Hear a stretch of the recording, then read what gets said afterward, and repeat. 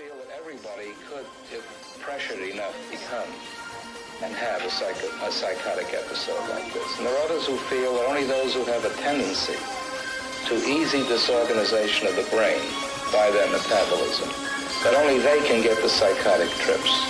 Because certainly when we analyze the underlying strife or conflicts that go on in a schizophrenic when they have recovered enough, that we find not too different a set of circumstances than what we find in the neurotic.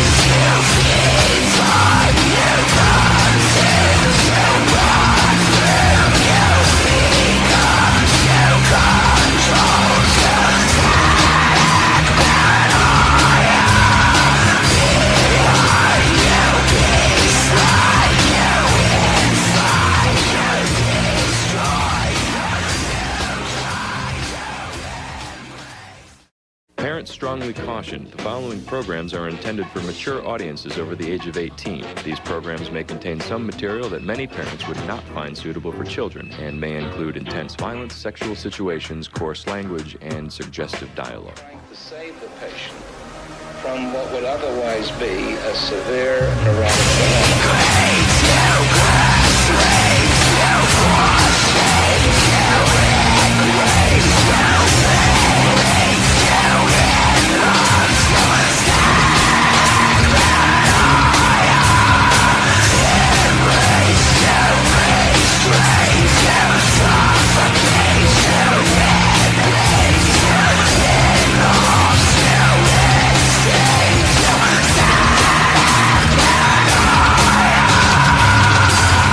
The patient that you saw me walking with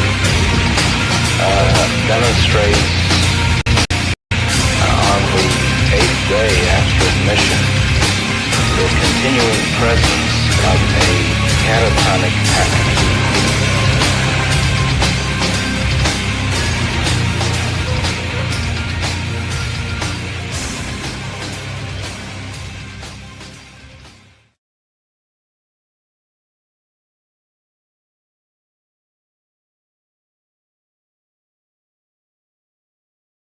All right. Happy Friday night, you guys. We have obviously somebody really special that we kind of teased it the other night on Wednesday night, but we got Cricket here from the homie Cricket Media. How you doing, brother? What's up, guys? I'm all right. How's everybody doing? Hey, we're all right. Absolutely fucking fantastic, man. That's good. So, I like to hear that. hey, that's always a good thing to hear, especially on a Friday night. And those of you watching, I hope you got your beer because, you know, we like our beer on this damn show. I'm drinking coffee. And if you're smoking, that works too. That does work. Yes, it does. Yes, it does. Yeah, we agree with that stuff. Stay away from the indica until after the show. Right. Yeah, listen, you don't want to go to sleep right now. You know what I'm saying? Right. That shit, all of it puts me to sleep. It don't matter if it's sativa, indica, hybrid. It all puts me to sleep. Which means you got to use it more. There was a time where I told my plug. He said, "What do you want?" I said, "I don't want to go to sleep." He said, "I got you." I went to sleep. Oh, yeah. I don't want to go to sleep. No, it doesn't matter what I smoke or how long I smoke. I go to sleep every time. Every time. Edibles. I'm We're old. Yeah, we're in our. I'm down in my 40s. You know what I mean? Over the hill. I'm past my 40s. That's cool. It doesn't matter. Oh, yeah. Bro. You know what I mean? You only get old if you let yourself up. And I thought about that at 39 years old. I'm like, man, because I work around a lot of youngsters, and I look at them and I'm like, man, I remember when I was 18. Damn right, because I know exactly what I was doing when I was 18. This guy is 18 years old. I'm 39. It's like, man, but you know what? I don't feel. Obviously, I know more than the youngster does, but it's like, do you know what I'm saying? You guys know what I'm saying. If you don't let yourself get old, you're not exactly old. No, and you really don't ever want to like think of yourself as like old. Like, I still feel, you know, like I can go out and do that all that same shit that they do up until I try to go out there and play football, front yard football with them, and I realize that I'm old. Well, yeah, I started skating again, and then I realized that I'm just like, yo. Nope. Everything No, what I starts can do is ride a mountain bike. That's. I love the mountain bike. That's a good exercise for old people. I do like the mountain bike. I do like It's the good I shit. do like the trail ride and Yeah. shit like that. That's Yeah. dope shit. Except I just wish the bikes weren't fucking $1,500 or plus a pop. Where are you gonna Yeah. find a bike? Oh no, dude, bikes aren't that cheap. They're not. They're way more than that now. Actually, bikes. I was talking to my dad about this. My dad used to ride heavily, like with a team, and so I was raised around bikes, right? And $1,500 ain't buying you a fucking wheel now. Damn. Okay, the newest bikes are running like $8,000 starting. God damn, that's like a. I'm not making this up. Somebody Google it. I could Google buy the evil. I could buy a car. Google one of the evil mountain bikes, the new evil mountain bikes. I'm serious, man. Or a new Santa Cruz. It's ridiculous. Back in the day, we had a 26-inch wheel. Now it's like a 29 or some bullshit, bro. And they're like, my last bike was what you call a boutique bike. My father has it now. It's a full carbon fiber bike. The frame, the wheels are carbon fiber, and then it's tubeless. And one of the wheels on that bike, but I got it on a good deal. Let me not lie. The wheel and the hub, okay, the rim and the spokes and the hub were like $1,900 a piece.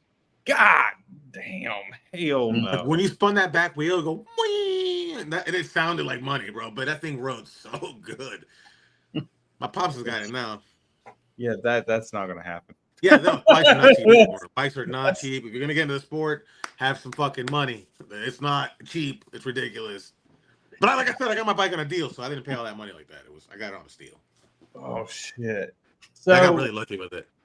Getting into your photography, when did you start thinking about, or who got you into, or how did you exactly get into it? What month is this? This is let me see. So December? Yeah, December. yeah, so here's how short it's been. So from March to March is a year. March, April. It's been 20 months. Really? Yeah. Holy shit. 20 months. 20 months ago, the very first band that I ever shot, like a bigger band, which they are bigger now, was Left to Suffer. Yeah. I think they were with Gideon as well, and maybe No Cure. And that was the very first time that I like tried to get into a show, and I was like, you know what? So this is how it went. I ended up. I've always liked to use my phone for for photos and stuff like that. Always liked art. Always have liked art. And then just one day I just used to take like photos on my phone, and I figured out how to do different angles. And one of my buddies is like, "Man, what are you shooting on?" His name's Rusty Morgan. I don't know if you guys know who that is. Really good photographer, really nice guy. He's like, "What are you shooting on?" Blah blah blah. You should do it. Like you should do this. And then my baby mama Jessica was like, "Hey, you know what? You're kind of good at taking photos with your camera. Why don't you go buy a camera?" And I'm like, "Man, that's a lot of money. Right? That's a lot of money." Yeah. And I did it.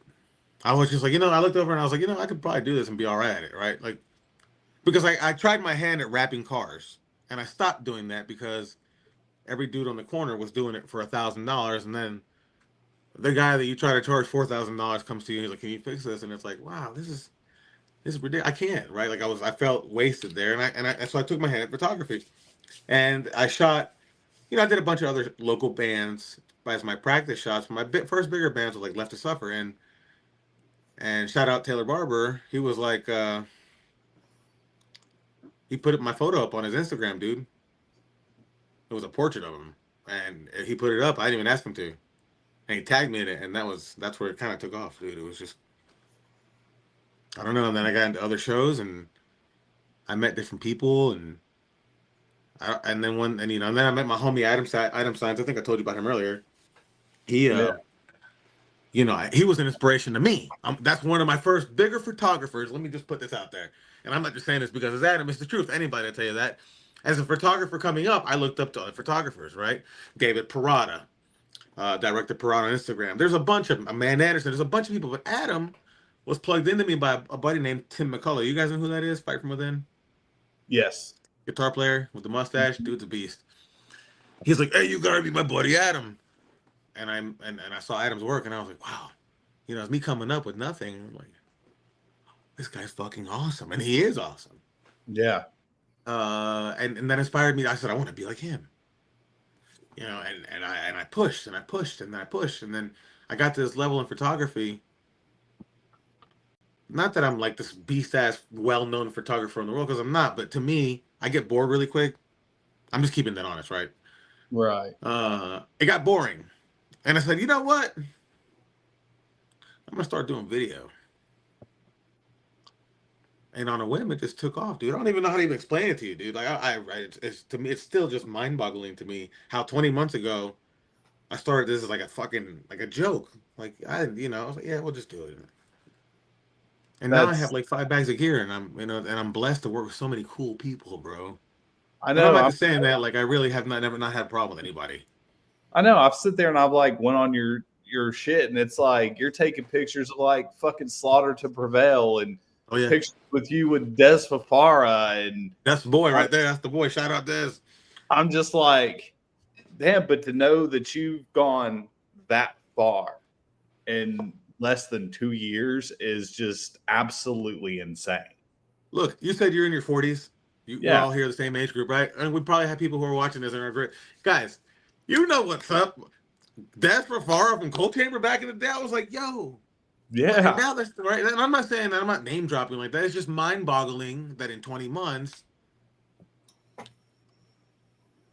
he's actually my friend, right? And it's cool, dude. And I appreciate that, right? It's crazy how that much, I've learned in this short time that if you just keep it real, people, you'll go places. You just got to keep it real. Don't, you know what I mean? I'm not perfect, but just keep it real. Be who you are. And if it rubs some people wrong, that's fine. If it doesn't, then it doesn't. It's always going to. Yeah, but just but the point is just keep doing what you're doing. It doesn't matter what you're doing in life. This goes out to anybody who's trying to do something. And I'm not even really where I want to be, but I'm so blessed to be where I'm at. Right? Yeah. I mean, I've had other guys that are wanting to get into podcasting that'll hit me up and be like, they said my shit sucks. It's terrible. It's horrible. I can't do this. And I'm like, yeah, but that's what they want to tell you because they want you to quit. But if you keep fucking doing it, you're just going to get better and better, and you're going to learn more. Go talk to some guys that have already been doing it for a long time. Now, some of them may not talk to you, but I know damn well if somebody talks to me, I'm going to tell you everything. I don't give a fuck. Right. Yeah, go ahead. It's just like you just have to go for it. Oh, yeah. I mean, life is nothing but a roll of dice anyway. So, I mean, fuck it. If you would have told 20-year-old me this, I would have been like, yeah, there ain't no fucking way. Right? Yeah. And till this day, I can look at you right now, and I'm 39 years old, and I'm like, there's no fucking way. But my buddy the other day told me, my boy David Prada, he was like, hey, man, stop questioning why and accept it. Be like, yeah, you know what? Maybe this is for me, not why me. Mm-hmm. You know what I mean? And that's fucking a good way to look at it, right? Oh, right. Now's your time, he said, dude. So run with it. And I get it. I mean, dude, you go on to any heavy metal site and they're posting pictures. I see you every day. So wild. Everywhere. I see your work everywhere. In heavy metal groups that I'm in on Facebook. I've seen your shit on TikTok. I've seen it on Instagram. It's everywhere. That's insane to me, dude. And I'm like small fries, right? Like I really am. There's a lot. You ain't that damn small. No, but there's a lot of really good creators out there. Like, right. And, you know what I mean? But it's cool, dude. But it's just so, you see, that's mind-boggling to me because I'm just like, I'm sitting here editing the video that I've just listened to the same song 4,000 times in the last 30 hours. You know what I mean? And it's like, I don't even look at it like that, right? Mm-hmm. I'm just like, all right, I'm just gonna do this because this looks cool as fuck. I did this and this looks cool, and I want people to be like. So you never imagined that you would be in the spot you're in right now 20 months ago.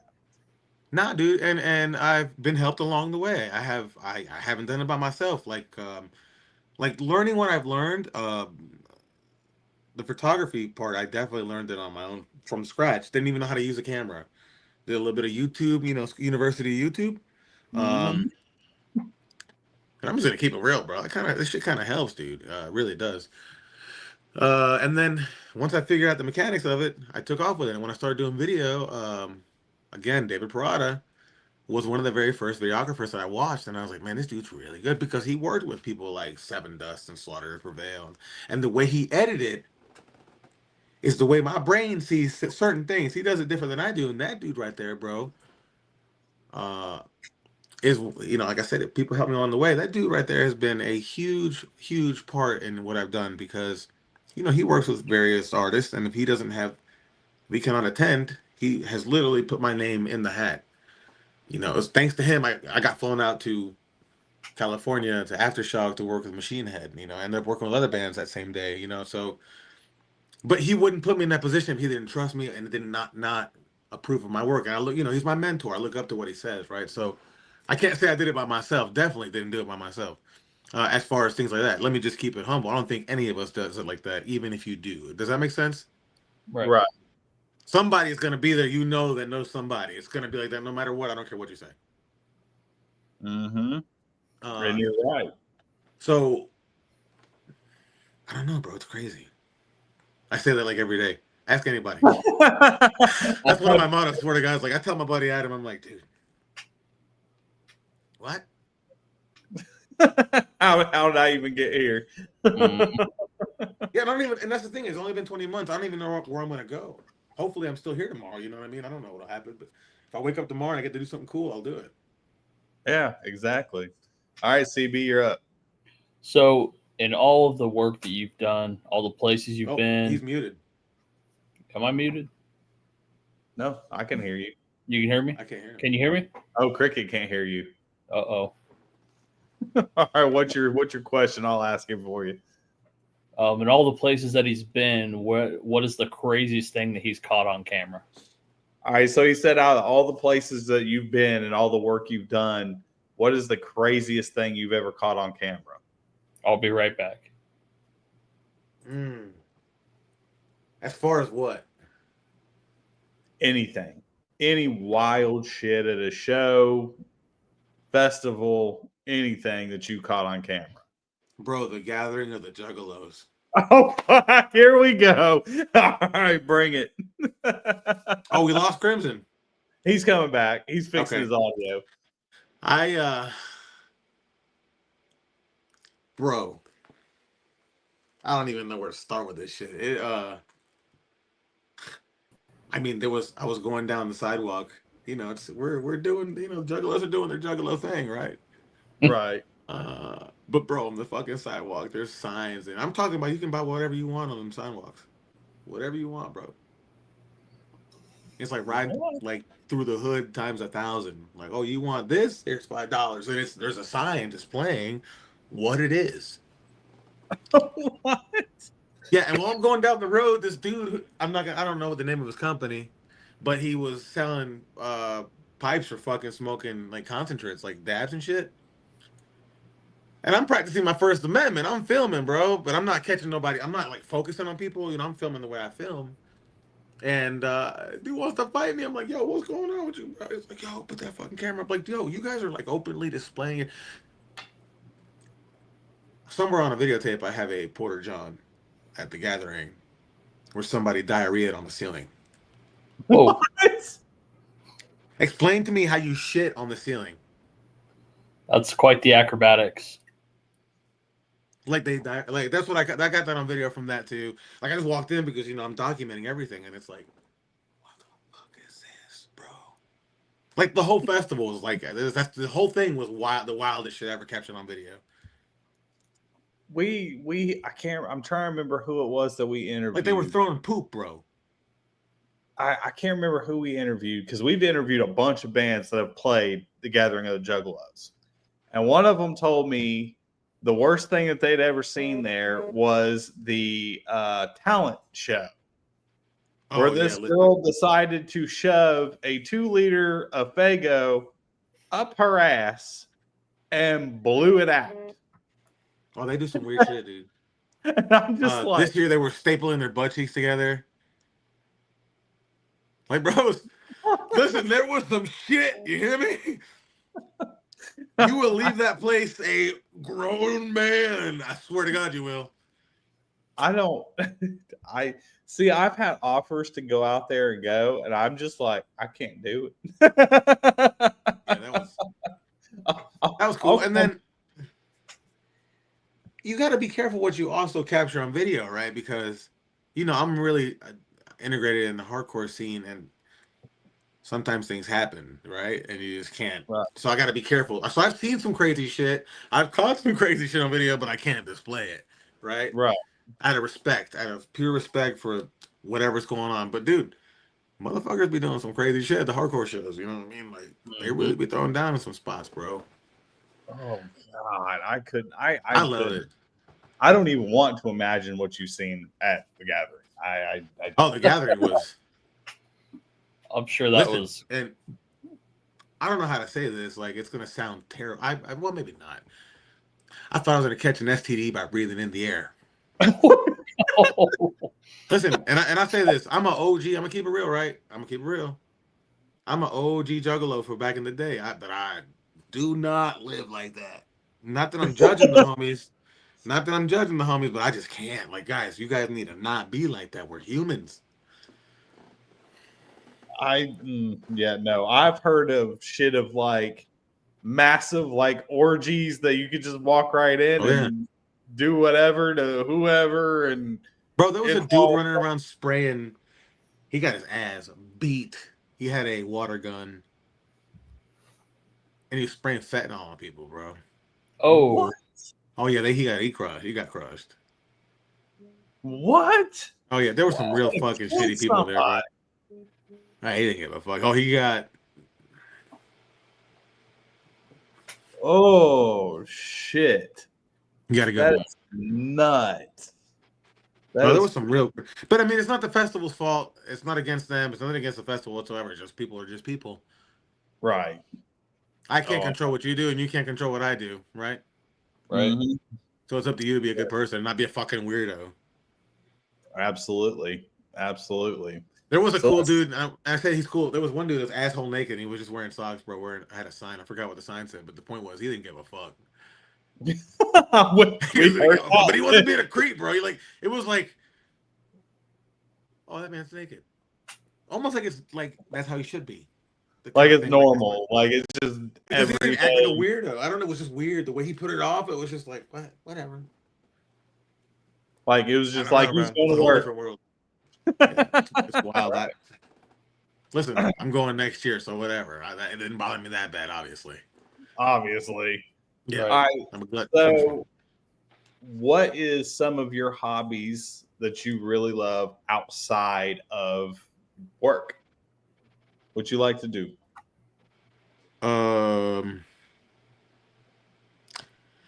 Well, everything that I like to do has to go around music. Same. I'm like, this is my hobby. I still can't hear Crimson. Can't hear me still? Nope, he can't hear you. Nope, okay. He can't hear you. All right. It's going to be one of those. Yeah, it's going to be one of those. This happened the other day, too, but they couldn't hear me. I got you, TV. I don't know. Let me see hobbies. I mean, I used to mountain bike a lot. I don't do it anymore, bro. I don't know. I got kids and a family and whatever we can do. You know what my favorite hobby is? Going to fucking Sam's Club. I'm serious. Going to Costco. Like, bro, I really get excited to go to Sam's Club. Like, I'm like, yo, can we go to Sam's Club? Hey, can we go to Costco? Hey, can we go shopping just for some groceries? Like, that's my hobby. I'm serious, bro. I love the game, though. I mean, really, I don't know. I stay so busy, and I'm not complaining about it. I love it, dude. Like, what I do for work is not even really a job to me. Like, I love to sit here and edit, bro. Like, I love to sit here and look at my computer and see what I'm creating, and I'm like, man, it's going somewhere, right? Like, right. That's my hobby. Like, it's in front of me right now. I'm looking at it. Like, it's what I like to do. Is exactly what I'm doing with my camera. It's crazy because a lot of people kind of take that for granted that we live in an age now that you can almost make money doing anything. Yep. Anything that you put your mind to, if you just go out there and fucking do it and just stick with it. There are people that pay astronomical. Like I see people that are like on like paying to watch people sleep and shit, like weird ass shit. Oh, yeah. Like, There's some What real weird shit out there. the fuck is going Yeah. on? There's some real. Not king shaming. I'm just saying. Right. Maybe I am. No, I'm not. But yeah, there's some real. I mean, you can tell me that you're selling refreshing air, and somebody's gonna fucking buy it. I know. Really, just fucking farting in a bag and selling it to them. I see somebody talking on the internet the other day about some OnlyFans chick that was selling her bath water, and people were fucking buying it, like shit tons of it. I'm like, Why? fuck? Why would you do that? That's what I'm trying to figure out. Why the fuck would you do something more, I don't know, more fulfilling, I guess? Like, go into music, go into photography, go into videography, fucking do something more exciting than. I need to use your bath water. What are you doing with it? What are you doing with it when you get it? Are you drinking it? No. Probably. Are you smelling it? There's a possibility that like, you guys know that water's gonna get slimy eventually and like stagnant, and, like stink. Oh yeah. Uh-huh. Yeah. Yeah, I don't get it. All right, CB, what's your next question? So, as far as experience goes, for some people who are trying to get into the industry of photography for these musicians, where would you have them start? Holy crap. All right, I'm going to break that down a little bit smaller. So, where would, if somebody was wanting to get into photography or doing the same shit that you're doing, where would you tell them to start?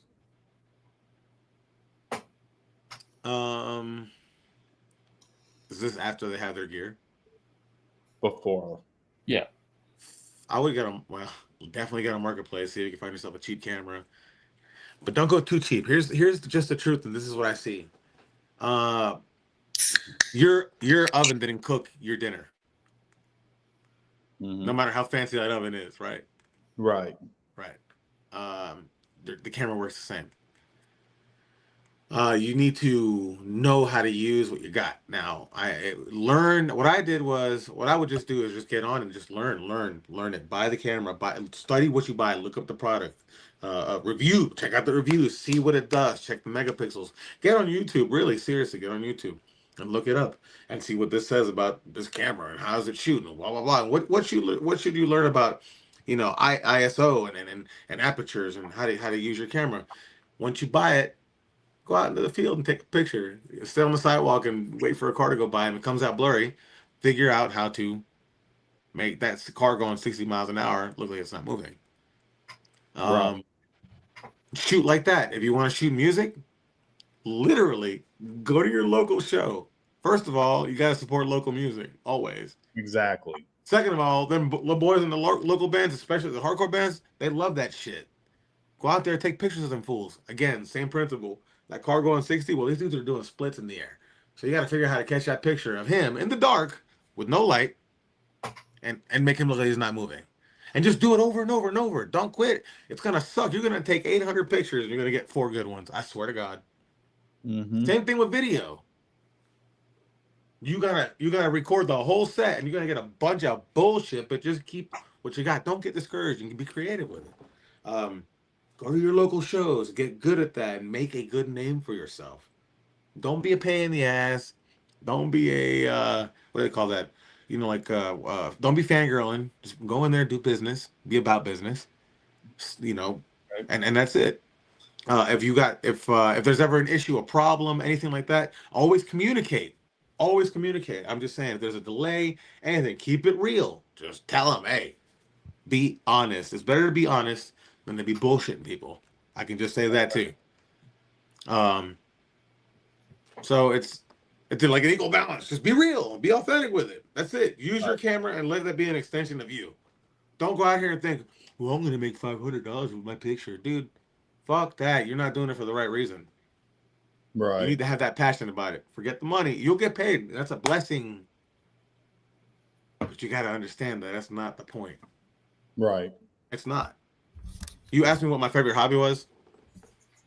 I'm not outside doing it. I'm not just being aware. This is what I love to do. Right. That's absolutely fantastic. So on that, so far, what is the favorite show or festival that you have got to go work at so far? Man, that'd have to be my very, very first experience with. Want to shout them out? Fire from Within. Love them boys. They I have love those boys. We've had them on the show. They're fantastic. It was Sonic Temple this year, I believe.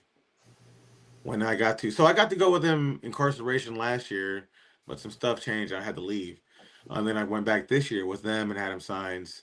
We went on as a duo, and they took us out, and I was able to experience DWP Festival with artist catering, artist lounge. Me, I'm just a photographer, right? Like post it, like getting treated like saying thanks to those dudes, bro. That was really cool for me. Like, dude, I ate some really good food sitting next to the guys from Hawthorne Heights. Like, that's what back to high school me, Yeah, no right? shit. Talking to these dudes, right? Back to high school, and then when you get to talking to people. If you're authentic with these people, just like me and you, bro, I don't give a fuck about Des Farah or Marilyn Manson. They are human and just like us. They're no different. I promise you they're not. Right. And if you treat them as such, I promise you that's how you do it. Right. You go, oh my God, it's Marilyn Manson. He's going to tell you to shut the fuck up. Right. Go in there and be like, what's up, man? And keep it pushing. If he talks to you, keep chopping it up. Don't be extra. Mm-hmm. But Sonic Temple, bro, was really cool for me. And that place, that festival, I've been doing a lot of hardcore festivals, FYA, all those things. That festival is what helped really, really propel us. And with Adam, we went to a lot of them. We hit every DWP festival. I went all the way out west because of it. So how hard was it to get into DWP? Because we hear that a lot. Like, a lot of people bring up DWP for obvious reasons. The biggest festival promoter in the United States. It's hard. You have to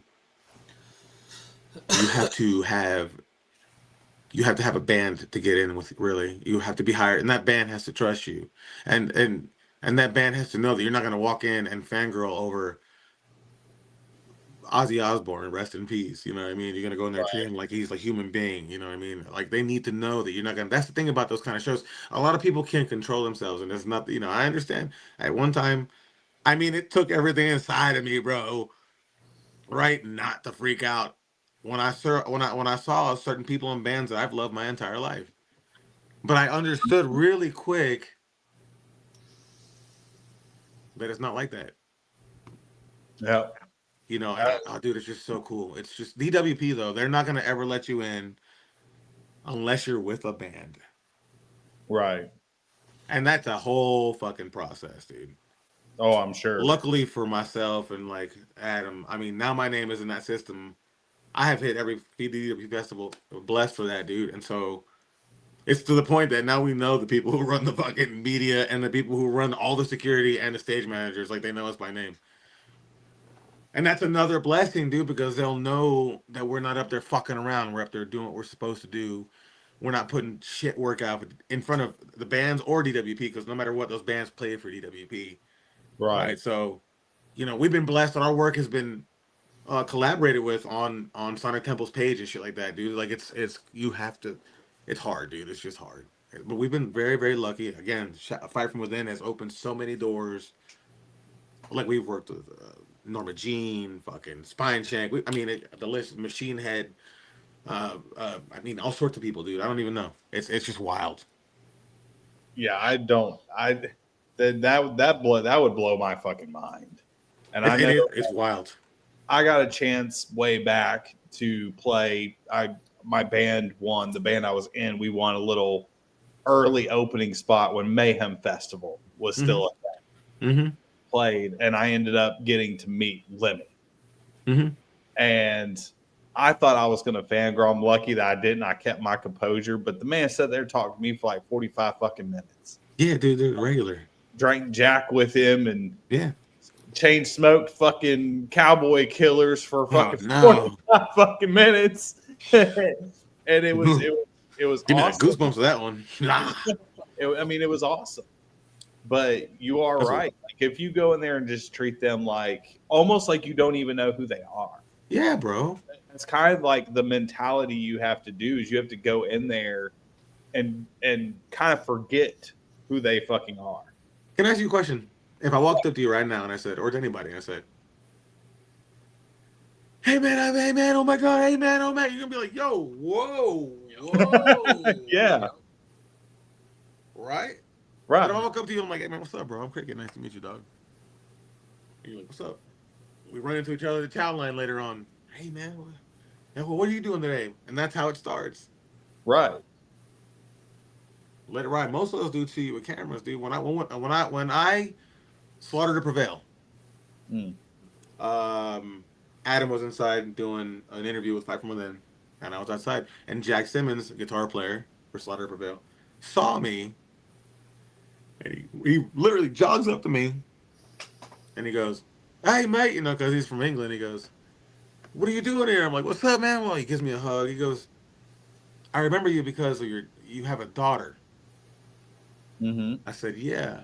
And he said her name is Victoria, right there at Artist Catering, bro. It was, I mean, in the Artist Lounge. I was like, "Yeah, dude." He goes, "Yeah, that's you, bro." I said, "Cricket." He goes, "Yeah, Cricket." Well, we dapped it up again, and he looks at my hand. He goes, "Oh, that's right. You do photo or video, right?" I said, "Well, I do video, but my partner's here doing photo." He goes, "Yeah." I said, "What's up?" He goes, "Well, we don't have a content creator," and that's how I got us both plugged in. But because he remembered my daughter. You know, dude, that was just huge. You know what I mean? Like, walking out onto that stage, say what the fuck you want about Slaughter to Prevail. I don't give a fuck. I love them. Oh, yeah. It's one of my favorite Let me bands. see your band pull that crowd that I can't even see the back of, and I'm on the main stage. Like, dude, when I walked out on that shit, dude, let me tell you something about it. This goes out to everybody doing something in their fucking life. I don't care if it's video or photo, whatever. I swear to God, you will get that moment. And when it happens, you're going to not know what to do. When I walked down that stage, I literally almost passed out because I couldn't see the end of the crowd. And it was so loud. And I couldn't breathe. And I was like, what the fuck? Right? And then here comes Adam. And I looked at him like, I had to go, man. I'm about to pass. Dude, I almost passed out. I have never seen that. People were moving like maggots. They were just, and no music was playing, brother, but the whole crowd was just like this. And it looked crazy. Now I know how these performers get all that energy, dude. And then when they were playing live, I had tears. I was crying. I'm not gonna lie, I was sitting there crying, dude. If you look at that video footage from Louder Than Life on the drone where he's doing the wall of death, you see me right behind him on the right side. And I'm just like this. But I mean, I'm filming the whole time. I was just like, I'm serious, you can look it up. I'm just like, and then I walk away, dude, because I was pouring fucking tears, dude. The energy, the fact that 16 months ago I started this at the time. Yeah. That's just fucking nuts. Dude, if you grab your nuts and just fucking run with it, you'll get there. Yeah. That is just absolutely insane. It is, dude. I don't even know how to finish it. Was that your first moment of like doing something that big? Yeah, that was and listen, I've worked with other artists, you know, other big artists as well, throwback bands, and it's not even throwback bands, newer bands too, bro, and it's that day. Nobody has done it like that. Not like that, bro. Well, I mean, it's different. Like it's almost like, because I've been up on that big stage before and been side stage and looked out. So I know exactly what you're talking about. Because I remember the first time I ever got up on a stage like that and looked out doing media. And I'm just like, how the fuck did I get here? This is the coolest shit. It's like a whole different world. Like when you're in the festival looking up at the stage, it's crazy. Yeah. But when you're on that stage staring out, and you're like, how the fuck did I get here? Yep. How the hell did this even fucking happen to me? Yep. Like, who did I kiss to fucking get in this point? I'll say that next year I can't say who, just because I can't out of respect for the people I'm working with, and that's why I haven't yet, but I'm working with like 3 very big bands. And I got blessed with that too, bro. Oh, because of DWP and for shaking hands, like that's for Farah. I just walked up to him, bro. People were like, "Oh, he's tough to talk to." I was like, "No, he's not. Watch this." And I walked up to him and I was like, "What's up, man?" Literally, that was it.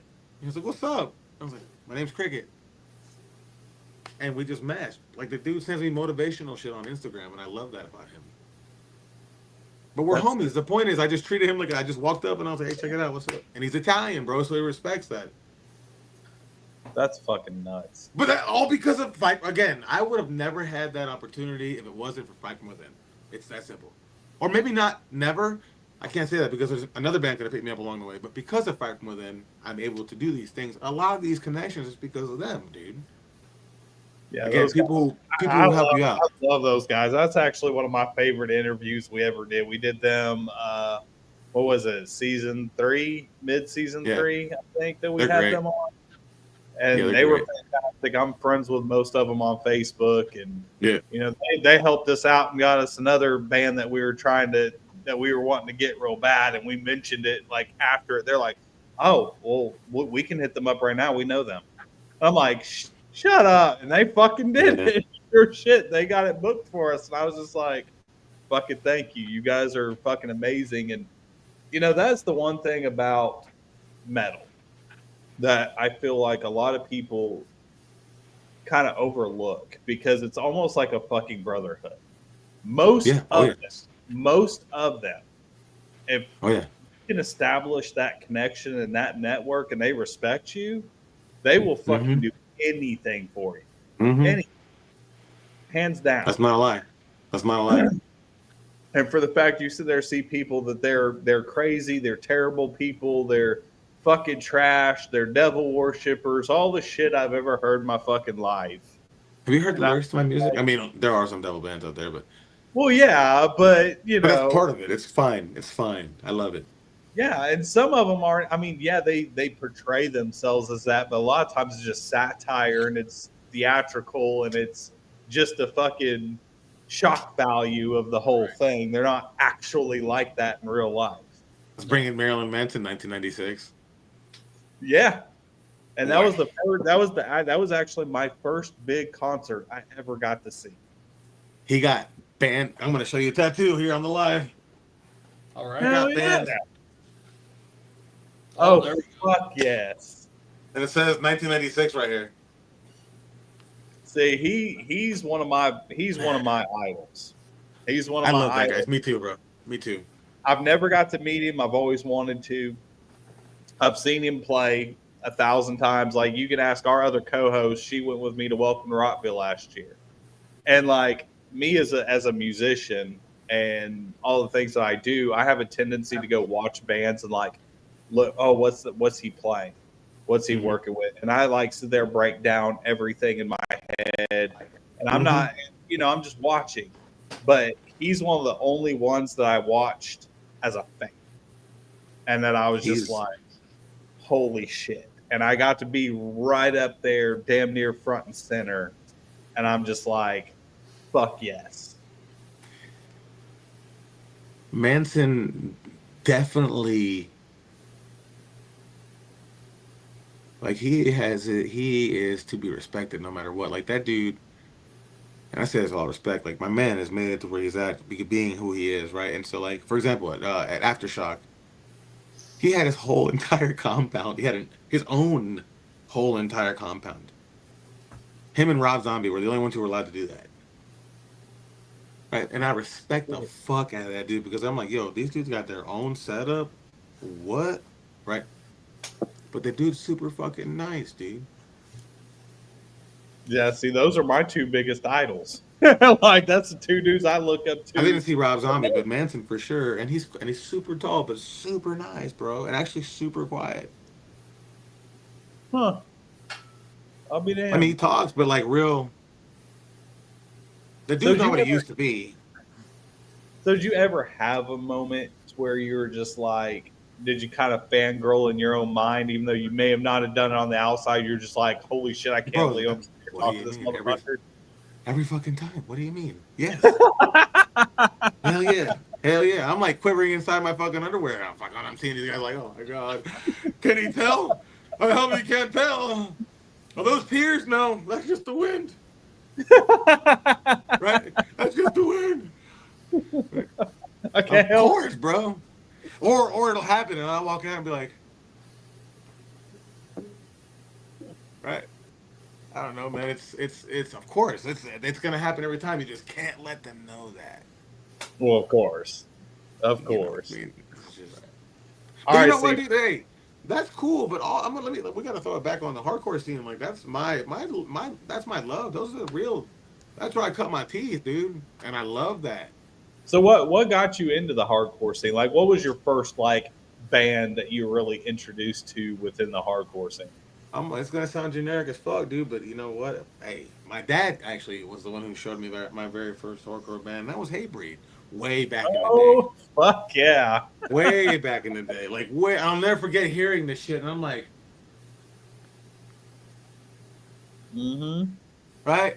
And my dad's like, right? Again, my dad is the reason I love metal, dude. And I don't know, it just took off from there, man. I love the freedom of.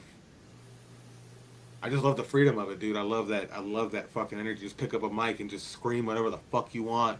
You know, you're putting your shit out there and the caveman riffs and fucking dummy fucking breakdowns on the drums, dude. You're just out there fucking punching people. I love that shit, dude. Like I love it. I love to get it on video. Like I shot FYA and got knocked out or almost knocked out. I got hit so hard in the temple I threw up, dude, while filming FYA. But I took it. The video's on my Instagram. The video's on my Instagram. You can see it, dude. He looks me right at the camera, bro, and just whacked me. And then he apologized because he didn't realize I had my camera out. But I ate it for that, and I loved it, dude. I loved that whole moment. I go back and watch that video. I'm like, hell yeah. Oh shit. It's a form of self-expression, bro. It's punk. It's a lifestyle. Yeah. It's a whole history to hardcore. There's a whole rooted history before my time. You know, it's beautiful. See, I still remember the first time I got into like went from like I knew hardcore, but like when deathcore came out. Yep. And that was actually meeting Bill from Whitechapel. And of course, I had no idea who the fuck Whitechapel was. I didn't know what deathcore was. Yeah. Like I went to Welcome to Rockville, and I was sitting there in the VIP section eating with my brother. And this little short guy, tiny little short guy, walks up. He's like, "Hey, is anybody sitting here?" I said, "No, man. If you want to sit and eat, go for it." So he sat down and he starts eating. And so we start, engaging a little small talk, whatever. And he was like, "Oh, who you guys here to see?" And so we told him, and Rob Zombie was playing. Of course, I was like, "I'm really mainly here. Obviously, I've got Rob Zombie shit everywhere." And he was like, "Well, do you like deathcore?" And I was like, "I don't even know what the fuck that is." And he goes, "Well, come watch my band." I was like, "Oh shit, you're playing?" And he goes, "Yeah, we're playing it." I think it was early. It was like 12:30 or something. And he was like, "Come watch." I said, "All right." So we went. Well, it was Whitechapel, and it blew my fucking mind. Yeah. And after I got off, I literally marched my ass right to that goddamn merch tent, and I probably dropped $300. I bought every goddamn shirt they had, every fucking shirt they had. Did you catch them on tour now? I seen them at Welcome to Rockville last year. Okay. They're on tour right now, right? Yeah. With Body Snatcher, Disembodied Tyrant, and Angel Maker. Yeah. And I've met Body Snatcher too, and those are some nice ass fucking guys. Those are my boys. Actually, Chris, they're probably not watching this because they're busy, but Chris and I are building a studio together at Chris's house. Okay. And then, he's in Hickory now, bro. Okay. Yeah, so if anyone needs any production, Dead Rabbit Studio is being built by me and Chris in Hickory. I met them. I don't know why. There was only one member that I met and I interviewed, and it was way early on. It was probably, I think it was 2019. They played this little festival called Metal in the Mountains in Pipestem, West Virginia. And he came up to my table, which he knew who I was at the time with the character I was, and came up. He was like, "You guys looking to do interviews?" And I said, "Well, yeah, absolutely." So he came up and interviewed with us while they were there. It was just him, though. We didn't get the whole band, and I can't remember his fucking name. But he was one of the nicest. So it's three Chris's. No, sorry, it's three Kyles and a Chris. Was it Kyle? I know he was a guitarist, and he was really short. That's all. I don't know. Is Kyle Carter short? That's all I could remember. Well, he was a lot shorter than me. I'm 6'1", so he might be short. Kyle Carter, he's like, how tall are you? I'm 5'8", so he might be short. Y'all might be I'm short. 6'1". I'm 6'1". Yeah, he's like 5'8". He's like 5'7". It might be Kyle. It's got to be. It's because it's Kyle Shope and Kyle Carter, and then Kyle Medina, and then Chris, and then Kyle. Myself, Kyle's. Those are my homies simply because, again, Tim McCullough from Fight From Within, who's also my daughter's godfather, plugged me in with Kyle. That's fucking awesome. So, if you could, what is your dream band that you would love to work with? Just hands down, that you haven't already, because you've done a lot. There's a band. Bro, there's a few. I mean, I've already done.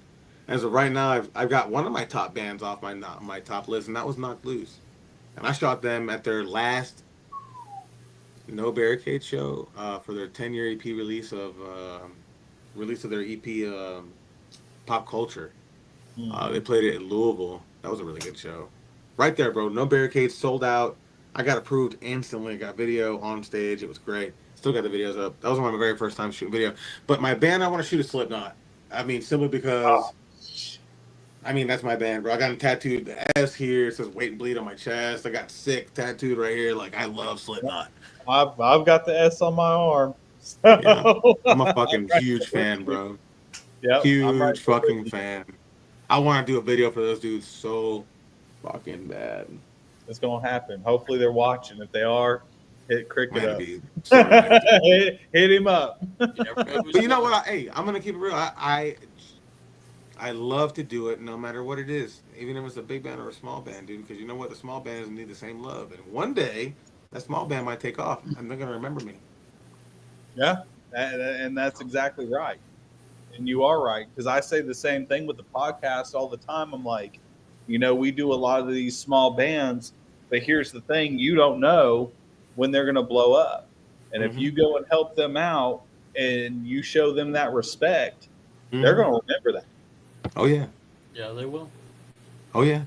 And when they do blow up and you hit them up, you're like, hey, do you want to come back on the podcast and tell your story, how you just got fucking signed, or how the hell you're blowing up, and kind of catch us up.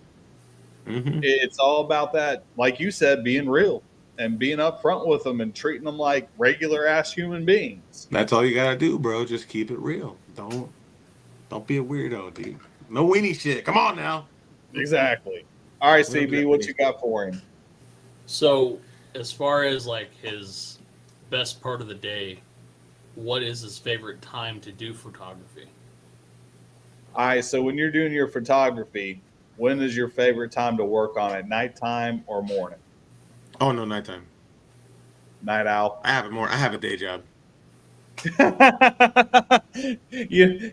kind of funny. It's like people are always like, when you tell them that you're in the music industry, and they're like, "Oh, you make all this fucking money." It's like, no, I have a day job, and they're like, "Well, why you're doing all this big shit? Why do you have a day job?" I'm like, there's not a lot of money in it. We do it because we love it. Do we make a little bit of extra money and extra cushion? Yes. But most of us, unless you just get lucky. Yep. Unless you get lucky. Which is very rare these days, especially since the internet, because I tell people all the time, the internet, it evened the playing field. But it's even more competitive than ever, because every band, no matter how big or how small you are, all of you have the same capabilities and the same things. It all just matters on how hard you fucking push and what you're willing to do to get them. That's it. No matter what it is, though. But yeah. But you all have the same capabilities, the same possibilities. You can learn the same things. It's all out there for everybody. So where it was just a group of people and you had to get on a record label to have those capabilities, now everyone has them. Yes, sir. Everyone. Just can you apply yourself to it? That's the question. And that's the thing. And a lot of them start and they're like, oh my God, this is really hard, because we have to worry about, now it's not just doing the music. We have to stay relevant. We have to be on social media. We have to make content. we have to do this, we have to do that. And it's like, yeah, we do it, a lot of it for very little money, but we do it because we love it. I've been chilling, actually. I've let my relevance fall. But I mean, when I post, it'll probably be all right again. I haven't posted nothing in a while. I've just been fucking editing videos, dude. So, and that's the other But thing. There's a grind to it. Like, there's that whole grind too, where it's just where you have so much shit you have to do. Like, dude, I have so much work that I have to do that I'm like, I don't even know how to say it to you. It's not like I'm drowning. It's just like I have to do it. so, So so you got to far, grind sometimes. so going into that, like, what is the hardest thing that you've had to learn about doing what you do within the metal industry? As far as Anything. What is the hardest lesson that you've had to learn?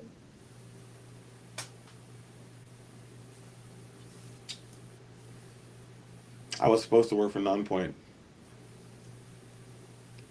I got hired by Nonpoint, and I don't say, and I all love the Nonpoint.